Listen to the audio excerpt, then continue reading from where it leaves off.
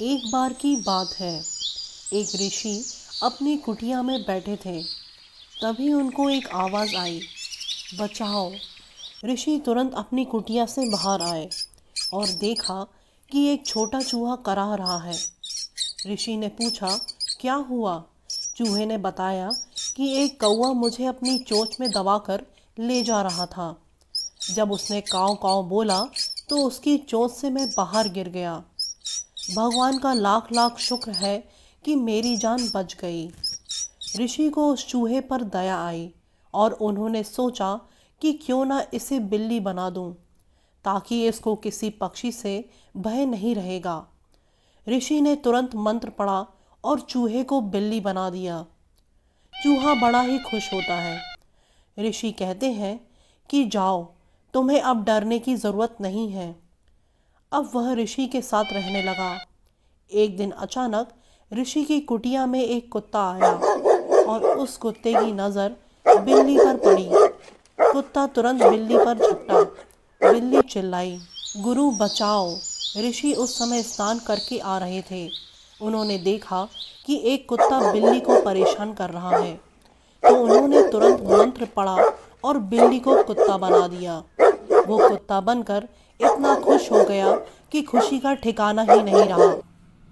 चूहे से बिल्ली बना, बिल्ली से कुत्ता बना। क्या तकदीर थी उसकी। धीरे धीरे उसके मन में लालच भर गया। उसने सोचा कि क्यों ना मैं शेर बन जाऊं, कि लोग मुझसे डरें, मुझे किसी से डर ना रहे। वो ऋषि के पास गया। हे गुरुजी, मुझे शेर बना दीजिए। लोग मुझे मार के भगा देते हैं। मैं किसी का कुछ नुकसान नहीं करूँगा।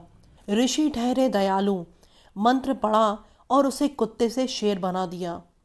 अब वह शेर बनकर अपने आप को बड़ा ही भाग्यशाली समझने लगा और लोगों को डराने लगा।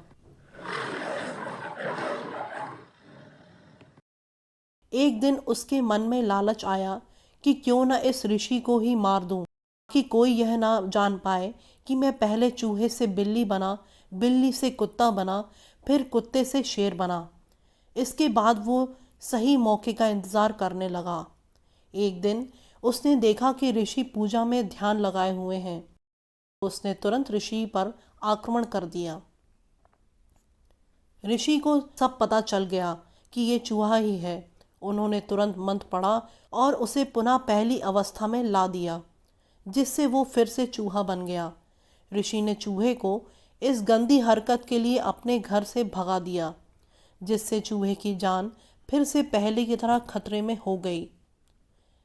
तो बच्चों, हमें इस कहानी से यही सीख मिलती है कि हमें लालच कभी नहीं करना चाहिए।